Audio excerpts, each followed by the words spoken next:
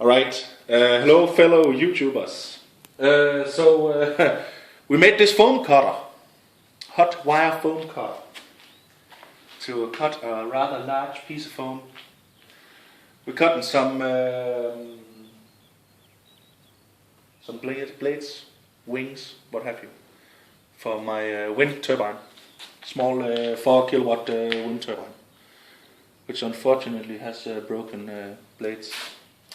But we made this foam cutter. Got it on some, I think this is some kind of exercise band thingy that makes it kind of weightless while you're cutting. Originally we started out with one spring, the large one here on the bottom, but that was just not enough. We had to add more springs, that's why it looks a bit, but it's springy, rather springy. This is pretty tight. And of course when you switch it on, the wire gets longer. It runs off this 24 volt power supply.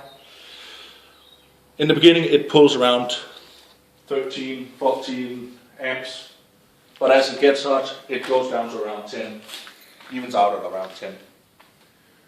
And the wire is just from a MIG welder, just welding wire, 1 millimeter thick.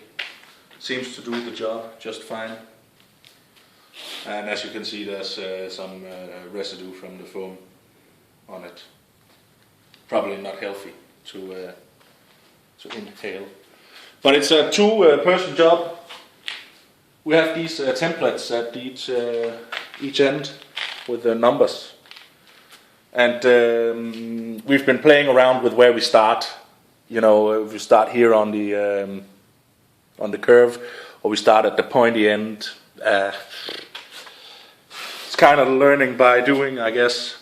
We've cut a few.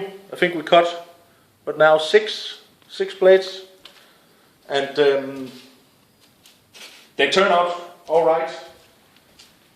The thinnest part of the blade is too thin, so we can't actually cut that. So we're just cutting it, and then I think we're gonna trim this down. As you can see, it's very, very thin. We might be able to put resin on it and fiberglass it later. It's all gonna be fiberglass. This is just to hold the shape of the blade or the wing. But yeah, it looks all right. Actually, it looks very good. It needs to be longer than this. This is 2.4 meters long right now. The maximum cut of the foam cutter was 2.8 meters. The actual blade that we're trying to make needs to be 3.5 meters. So yeah, we need to cut. These are just going to be the middle sections.